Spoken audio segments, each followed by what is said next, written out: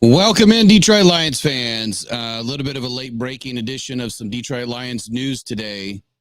I would have done a video, but I just don't have the time at the moment. So I figured I'd go live and talk about this a little bit. So there's a few things, a few rumblings going on with the Detroit Lions. Some players that they should sign, and I will have a video coming out here in a couple of hours about another player on the offensive side of the ball that the Lions could potentially be targeting. But according to Tom Pelissero, as of about 1:49 p.m. today, veteran defensive tackle Tyson Alualu is signing with the Detroit Lions per his agent, Kenny Zuckerman. Now, Alualu was a fairly dominant defensive tackle, but he has not played since week 18 of last season for the Pittsburgh Steelers, in which he only saw 16 snaps. So I'm still questioning this dominant moniker, if you will, that he's been tagged with. Alualu opened the 2022 season as the starter at nose tackle for the Steelers, but he was then benched for Montravius Adams, who was outplaying the longtime stalwart on the defensive line. This is per Josh Carney of the Steelers Depot. Alualu returned in 2022 after suffering a serious ankle injury in week 2 of the 2021 season in a home loss to the Las Vegas Raiders. So it seemed like Alualu was going to walk away from the NFL, but he's giving it one more shot with signing with the Detroit Lions here on Tuesday. My question is another 36-year-old. And here's the biggest question to the Detroit Lions. You have signed what should have been the all-pro defensive end, Aiden Hutchinson, and we're clearly not having success this season. And we've been talking about scheme. Is it AG? Is it both? Is it the player personnel? And I think the question's answer is all of the above. I think that we have some holes. I think that we have some issues with our players. I think that we have some issues with our scheme. I think that AG is not, putting our guys in the best situations to succeed. But what does this say about Isaiah Buggs? What does it say about Broderick Martin, our third-round pick?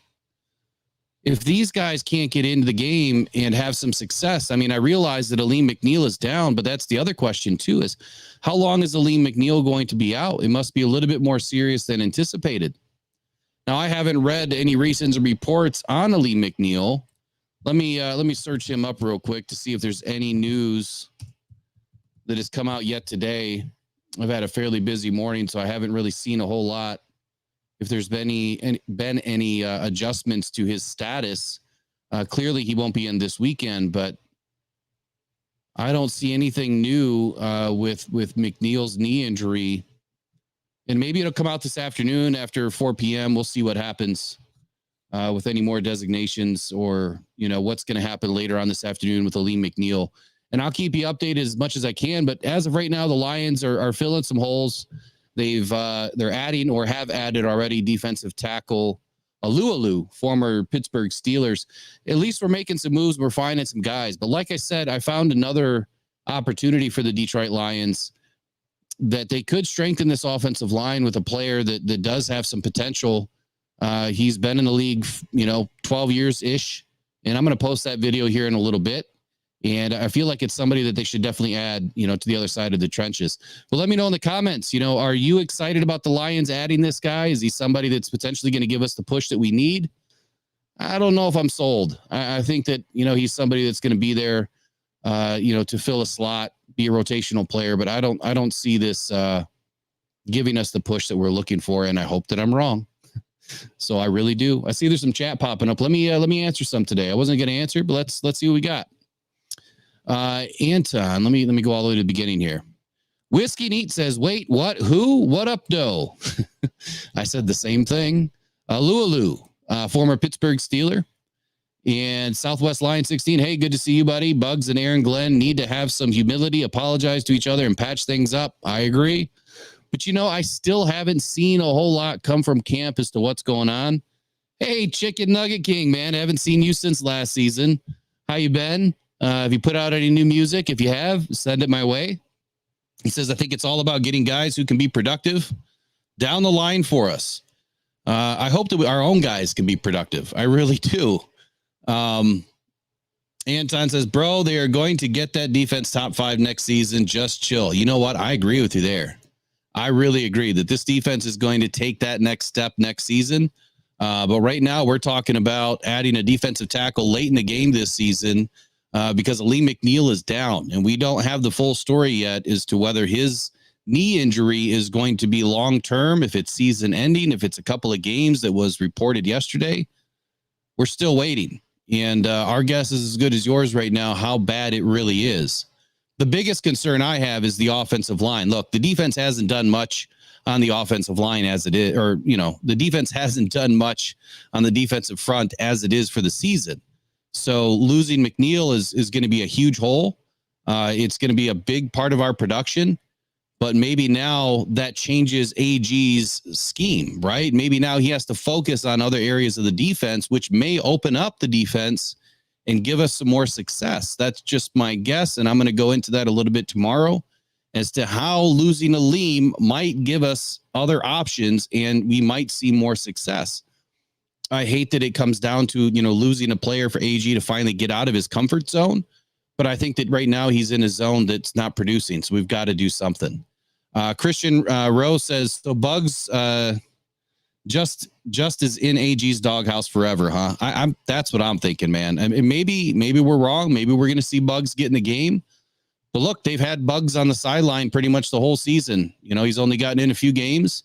And this tells me that they're not planning on him putting in, Bugs for the foreseeable future. Michael Donovan says, I'm glad they're doing something, and I hope it helps. The Lions need to make some defensive moves in the offseason. I agree with you there. Look, I'm expecting that the Lions are going to go heavy in free agency as well as the draft. But look, we're kind of limited.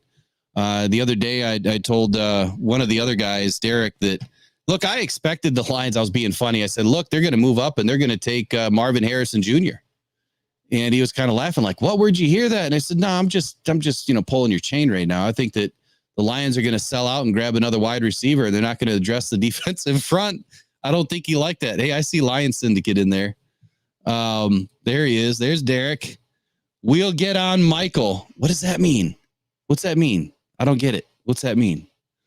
I used brand aid.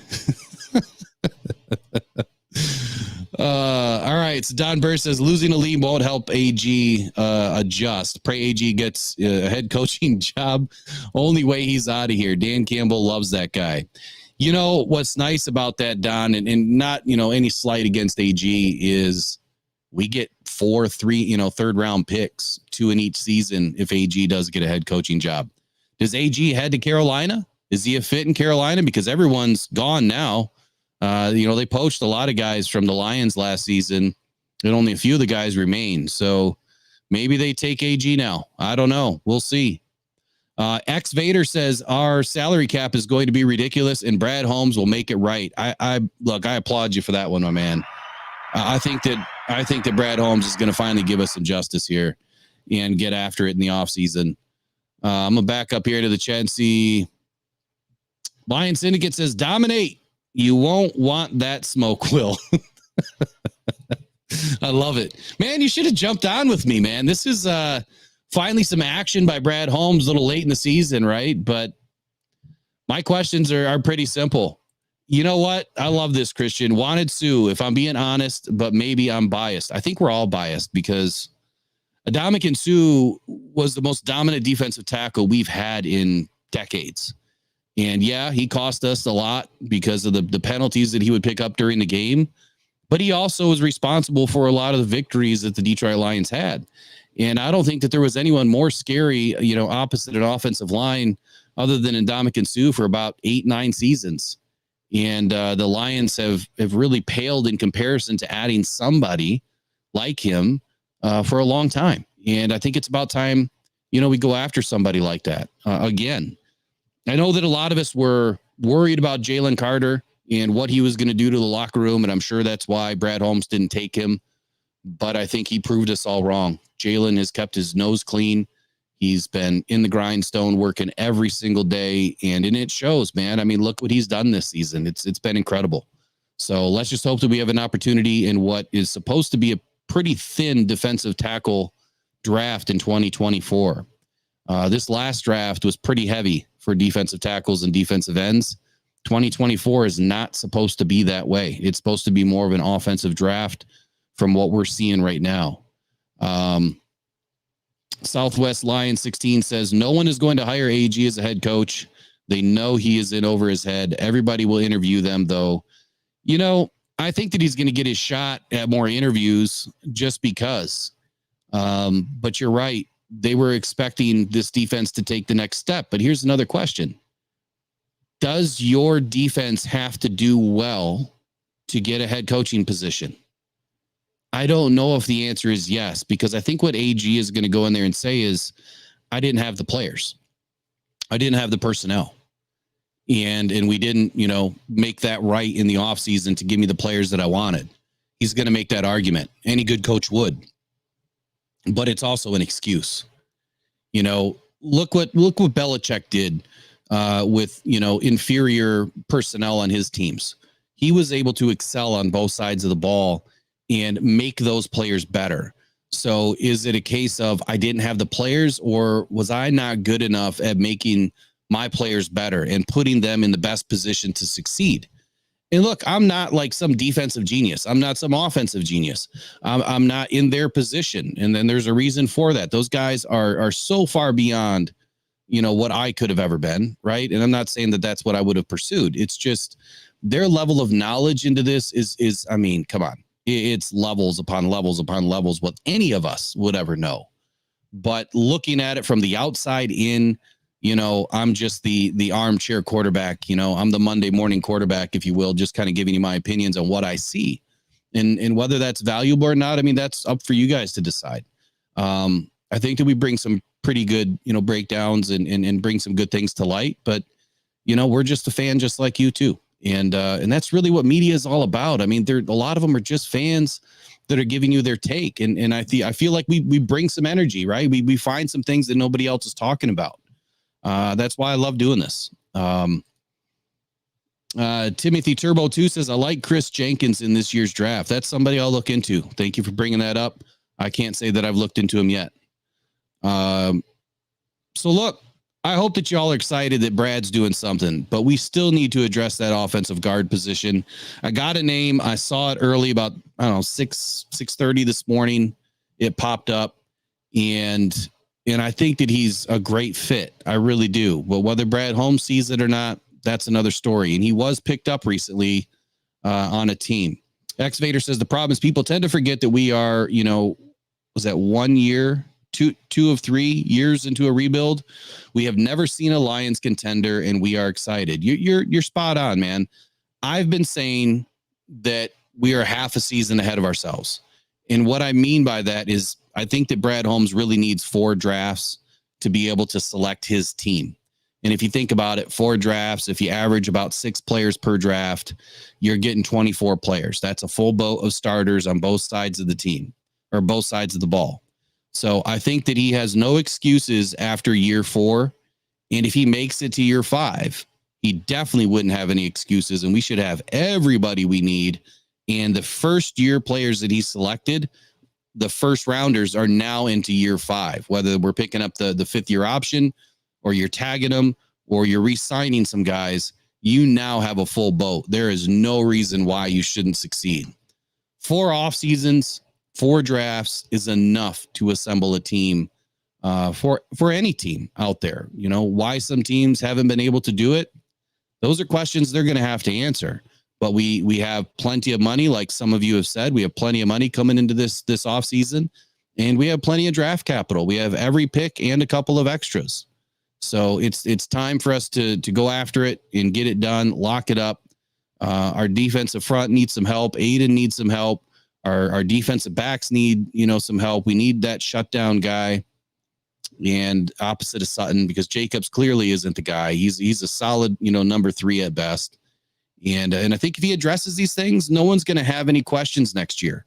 And I think that Dan Campbell will finally have the ability with the personnel that's been given to him to make do with what he's got, but excel these guys, get them up a few rungs on the Hold on here. This offseason, throw the bag at Chris Jones. First round pick, take the best cornerback. You know, Chris Jones is going to cost a lot of money, man. I mean, we got a lot of money coming into the offseason, but how are you going to explain 26 plus million for one guy? That's a ton of money. I did a breakdown a couple of weeks ago on defensive tackles and you know, the D line and the DBs. And I've been putting a lot of information together for this draft in what appears that, you know, you might be able to get two guys for the price of one. And when you look at production, I think that you could get the same production by having two guys and you fill two spots, right? As opposed to taking one guy that's going to cost you a ton of money. So would you rather take two $13-14 million a year guys or one? And the reason why I say that is what happens if that one guy that you just sunk all your eggs into gets hurt? Well, now you're out 26 million plus that position. If you bring two in and one happens to get hurt, you at least still have one guy. And he didn't cost you an arm and a leg and, you know, a basket full of eggs. So that's how I look at it. But I do things differently too. You know, I look at things differently. And no, I don't play Madden. I don't play video games. I'm 43 years old. It's okay if you do. It's just I don't have the time to do it. I used to play it with my kids, but that's just not me. I don't have time. Will Akers said, I'd rather have an edge rusher and a cornerback over a DT. That's a good take too. I mean, I think that they can fill all three, to be honest with you. I would much rather have a dominant defensive tackle next to Aiden. I think that if you totally lock down one side, it's going to be tough for offenses to push the ball to the other side and have success with it because you're going to be ready for it. You're schemed for it. But I appreciate your opinions too, man. LBT says, I think we are not taking all the injuries into account. Holmes has addressed things, but the guys are hurt. It's only so many holes you can fill at a time. That's a great take, LBT. I appreciate that, man. You know, it's a game of chess, not checkers. You know, there's a lot of things going into this that people don't understand too. Southwest Lion 16 says no GM hits on all of his picks or trades. Unbalanced though. I'm happy with the job Brad Holmes has done. You know, this is something I thought about last night. Jamar Jefferson was the only player out of all of the draft picks that was off the roster for a given period of time. James Houston is the only player they cut that came back. So when you're talking about hitting on all of the draft picks, from a quick glance, he's hit on all of them and every single one of them has come back. And I can't remember if Jamar Jefferson is back on a practice squad or not, but he would be the only one that is on the outside looking in at this point. So look, this little live session was just to address the DT that we have just signed or going to sign, Alualu. And again, my question is, Bugs, where is he? He's like, where's Waldo at this point? Why is he not playing? Why has AG and this team lost faith in this guy who's been a big producer? When he's been in the game, our defense plays at a different level. Call it coincidence, but just about every game but one that he's been in this season has been our best defensive production games. Maybe two games, but we also haven't had a productive game since the Ravens. We just haven't. So it's about time that they do something. And we need to see some bigger signings. There's just not anything available right now. Unless a team cuts somebody, all we're looking at is guys that are at home sitting on the couch. And this is about the time that you're going to see a few of those guys step in. You have a few weeks before the playoffs. Get them in, get their game legs ready, and get them ready to play. I'll take a couple of more here. And Will Akers says, Bugs flew to NOLA with the team, reposted the win from the Lions IG story, but isn't playing. You know, that's the whole healthy scratch thing that even Derek brought up a couple of weeks ago, that this healthy scratch thing, I think, is just to get Bugs paid. He has a very unique contract. They renegotiated his entire contract to give him a heavy game salary. I think it's like $500,000 per game that he's, eligible to play in. So by him being on the game day roster and just kind of being a healthy scratch, he's at least getting paid. But that also means that we're down a guy. You can only dress so many for a game. And if you're down a guy, that means our rotation is down. That means if we take on a bunch of injuries, we don't have somebody to step in because he's a healthy scratch. He's sitting over there on the sidelines getting paid $500,000. He ain't playing. So it is what it is, man. We've got to get to the free agency, like C. Bell just said. Brad is waiting, until free agency period. Yeah, we're kind of stuck there. We've got to get through the playoffs. We've got to finish the season first, right? We've got to finish the season as healthy as we can be and make a good run at it. I don't know about this one, James Brown. James Brown, he said, face facts.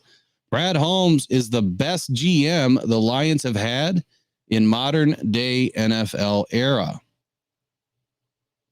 So I don't know what I just saw, but I thought I saw where you said that Brad Holmes isn't the best, but he is the best. And he clearly is. Southwest Lions says, I think they went away from using Hutchinson in the way they did last year. Houston or no Houston, he was not lined up at the line of scrimmage. He was off the line standing up. You're right. Last season they made that adjustment, I think game 2 or 3. They went to the podium and they said, look, we got to put our guys in a position to win. And that means putting our guys in the best position that gives them success. And they immediately moved Hutchinson around and he started having better success. Whether you want to make the argument it was against, crappy O-lines or crappy quarterbacks, it doesn't matter. He was still having better success in that position. He was off the ball at U of M more than he was on the ball. And he had better success in that position. So they need to go back to it. If you're trying to force somebody, like putting James Houston on tight ends 30 yards down the field, that's not what he's going to excel at. And he hurts his ankle because of it. You put him out of position, he's going to play out of position. He's not going to produce. It seems like they're trying to force these guys to do things they're not good at, which is the exact opposite that they told us during, Hard Knocks and everything else, all the time that they're in front of the camera. It seems like ever since Hard Knocks went away, this team has changed a little bit. And I'm not saying that Hard Knocks kind of made him be a little bit more honest or, Dan Campbell had to be more transparent, but something has changed. Something's not right. Either it's in the locker room, like when I posted the Kirby Joseph video, something just isn't clicking. And I'm not going to make a bunch of, what ifs about it. It is what it is. We're probably never going to know unless one of these insiders that's there in the press conference is able to ask those questions and get the right answers. We're never going to know unless one of the guys leaves the team and then says something about it. We had one guy that did it and I can't remember his name right now. I think he was an offensive tackle that was trying to spill the beans and say that, this wasn't a good organization and Dan Campbell's not, a good coach and blah, blah, blah, blah, blah. I can't remember the guy's name, but maybe one of you guys will be able to remind me. Destination Outdoors says, at least Brad is consistent. Yeah. Consistent with what? The guys that are a little bit over the hill when it comes to football age, 36 years old. They are better with bugs in the mix. I believe that too, man, all day and twice on Sunday. All right. Well, look, this is it for my live update today. Just wanted to give you guys a quick one here, talk about the DT. And I'll be posting a video here in a couple of hours about an offensive guy that I believe would be a good fit too. And he's on the cheap, man. He's only a couple of $100,000 for the rest of the season, and he fits a need. So we'll see what happens. So that's all for Rock Down Detroit Lions today. I appreciate y'all. If you're new into my stream, and I consider you, man, hit that toggle button and join. Become a subscriber, and take a look at the 200 plus videos that we've already got posted up for you. And if you're looking for the honest, truth, and transparent version of how we think and feel about the Detroit Lions, this is the place to be. And appreciate y'all. So that's it. Go Detroit Lions. Go One Pride. Until next time, please take care of yourself and have a great Tuesday afternoon. Bye-bye. We'll see you later.